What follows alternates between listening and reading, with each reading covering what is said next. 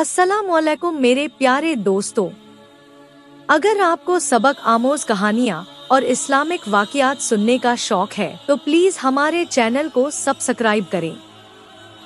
चलिए कहानी शुरू करते हैं।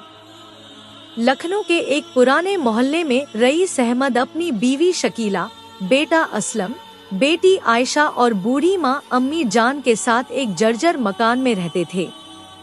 घर की हालत वैसे ही खराब थी जैसे उनकी माली हालत। रईस पहले एक मजदूर था, लेकिन एक हादसे में उसका पैर जख्मी हो गया और अब वह ज्यादा काम नहीं कर पाता था। शकीला दूसरे घरों में बर्तन धोती, झाड़ू पोंछा करती। असलम कॉलेज में पढ़ता था और शाम को एक दुकान पर काम करता। आयशा अभी स्कूल में थी लेकिन अपनी अम्मी का हाथ बंटाने लगी थी। उनका एक ही उसूल था, भूखे रह लेंगे मगर हराम का न एक दाना लाएंगे न खाएंगे। एक बार बारिशों का मौसम आया तो उनका मकान टपकने लगा।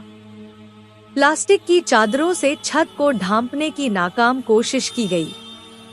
एक कोने में अम्मी जान लेटी थी, जिनकी दवाएं अब बंद कर दी गई थी क्योंकि घर में खाने के लाले थे।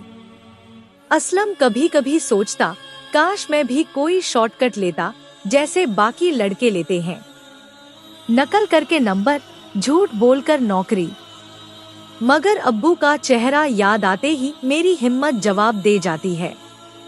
शकीला रोज दोपहर को नमाज पढ़कर तस्बीह लेकर बैठती और कहती, या अल्लाह, मेरा घर टूट रहा है मगर मेरी उम्मीद ना तोड़। एक दिन खबर आई कि अम्मी जान की तबीयत बहुत बिगड़ गई है। डॉक्टर ने कहा, अगर 10 दिन में ऑपरेशन ना हुआ तो जान को खतरा है। 50,000 का खर्चा सुनकर पूरे घर में सन्नाटा छा गया। शकीला ने अपने जेवर निकाले जो शादी के वक्त अम्मी ने दिए थे और गिरवी रख दिए।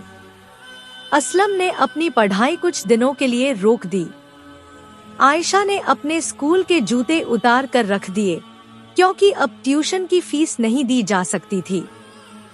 रईस ने आंसू पोंछते हुए कहा, हम सब मिलकर अम्मी को बचाएंगे, चाहे भूखे क्यों न रहना पड़े।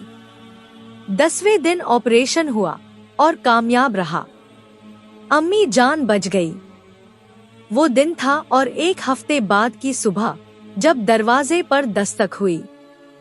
एक आदमी आया, हाथ में एक लिफाफा और मुस्कुराहट थी। आपके बेटे असलम ने एक कंपटीशन में हिस्सा लिया था, गरीबी में ईमानदारी पर निबंध लिखा था।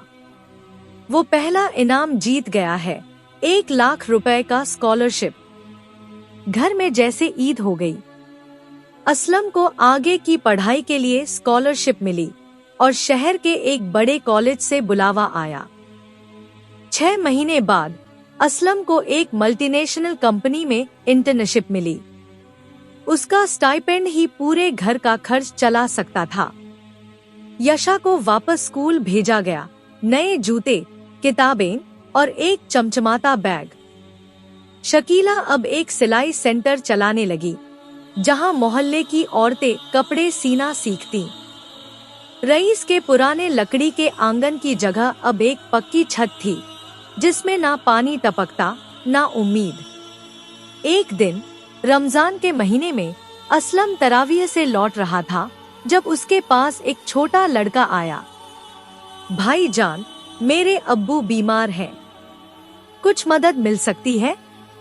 असलम ने अपनी जेब से 50 रुपए निकाले और फिर रुककर पूरे 1000 का नोट दे दिया। ये अल्लाह का भेजा हुआ है, हमने भी कभी इसी तरह मांगी थी। उस रात रईस साहब ने सजदे में गिरकर कहा, या अल्लाह, तूने हमारी मेहनत को जाया नहीं किया।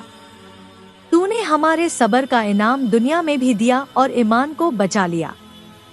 हालात कितने भी खराब हों, अगर ईमान मजबूत हो, सब्र साथ हो और दुआ जारी रहे तो अल्लाह कभी मायूस नहीं करता।